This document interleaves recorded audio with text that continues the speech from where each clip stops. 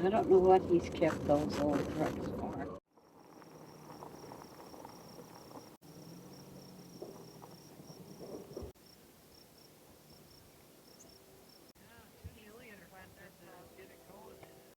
Oh, is that what he asked?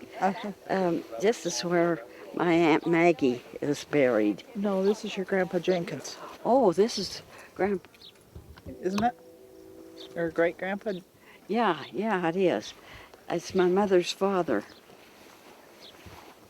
No, the father. Yeah, it's my mother's.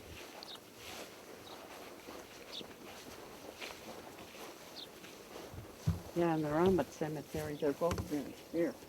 Or maybe that's my mother. My father. Yeah, I wonder who's put that there. I don't know. Well, he had a large family. Some of Uncle Willie's family, probably. Gosh, Uncle Willie had, what was it, 14 kids? Well, I'm sure that, where's he buried? Somewhere around here. That's right. He died in January 30. Oh, I remember standing here and it was just so dang cold. Oh, it was bitter cold. He was the cutest little grandfather. Of course, she died way back, so I didn't know her, but I sure knew him.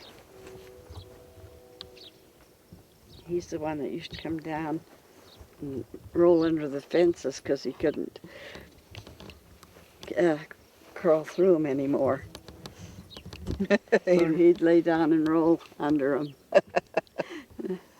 And to go down and administer to Lamar or just visit with Mama. mm-hmm. And he married that old biddy, oh, I know what her name is, but I can't, she was some mean old witch, and she'd make no bones about telling you that she couldn't wait till he died so she could get to go live with her daughters in Utah. Oh. It used to make, it just inflamed my mother. Yeah. And it was on top of there and it fell down and somebody set it up right. Yeah, well, that's good.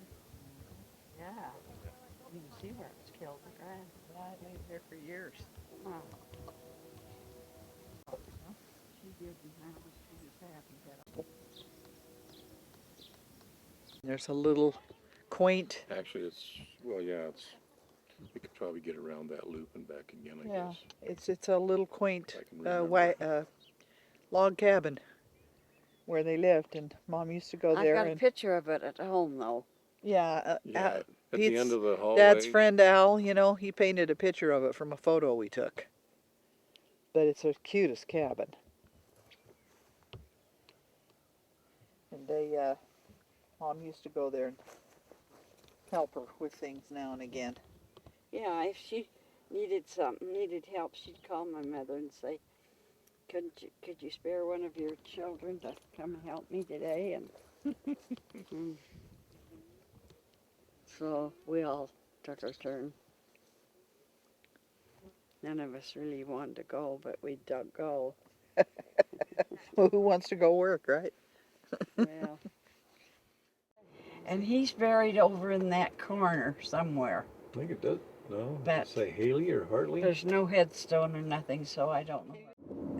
And they went to the dance in Irmo. They used to, when I was growing up and a teenager, they had open air dances in Irmo, and they had a live band all the time. And boy, did it ever draw the crowds.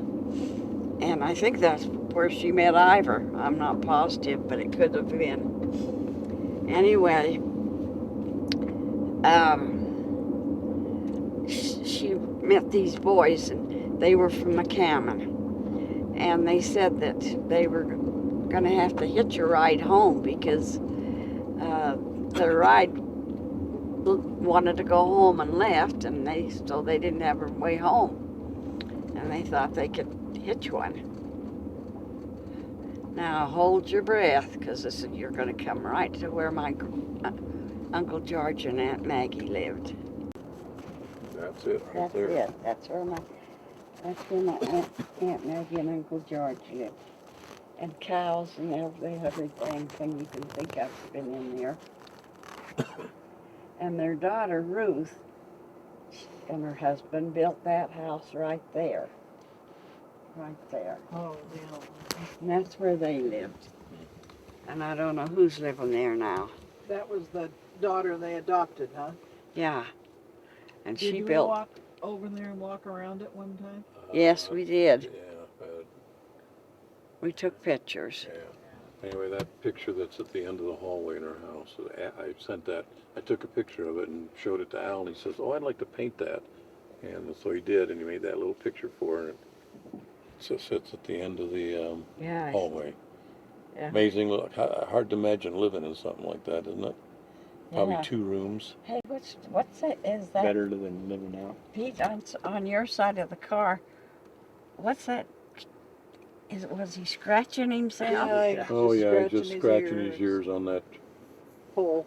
pole. There's something Boy, he sticking was out of just it. going to town. Yeah, there's a piece of metal or something sticking out of it. And he's scratching his ears. Yeah. Well, this is We all itch. I don't know if Morris and Helen Toller lived there, or They bought it from Ruth or whatever? yeah, and they lived there Uh-huh. until they both died. It's cute inside. It's a cute little home. So anyway, back to your story. So they couldn't get a ride. They couldn't. Oh yeah, they couldn't get a ride, so Mary Mintus offered to take him. She says, "Well, I've got a car. I'll take you home." So she had to take him to McCammon. So as she drove in their yard, there's this big puddle of water, and she went through the puddle of water, and so she got stuck. There she was. And she couldn't get that dang car to move, the wheels just spun and spun and spun, and she couldn't get it out of that, get it to go. So the boys got out, and they put some planks under it, under the tires, and whoo, they went right out. So they was pretty happy about that.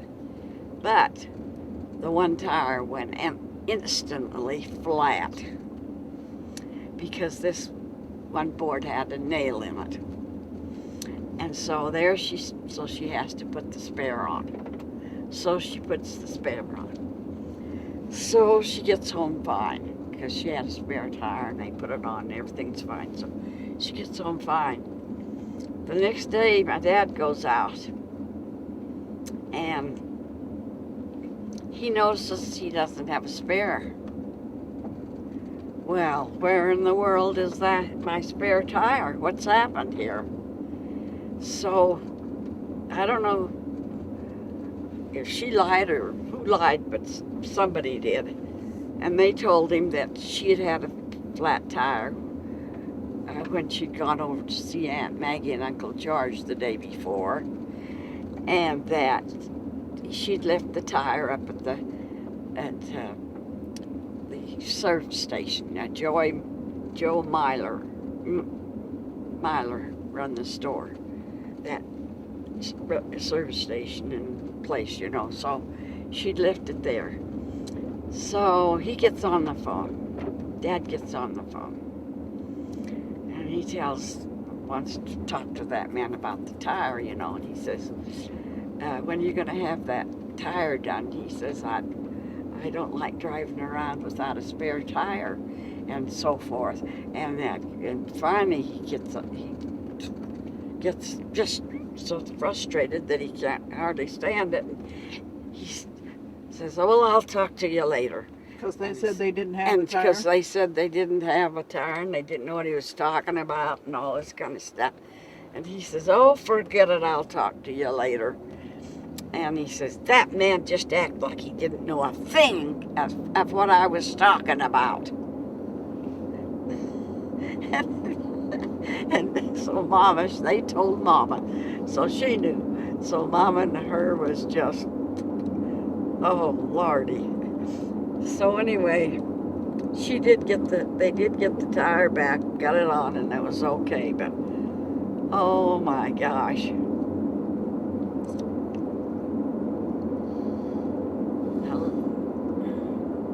How they had to lie. Where had they taken the tire to get fixed? Somewhere in the cabin, probably, huh? Yeah, I think so.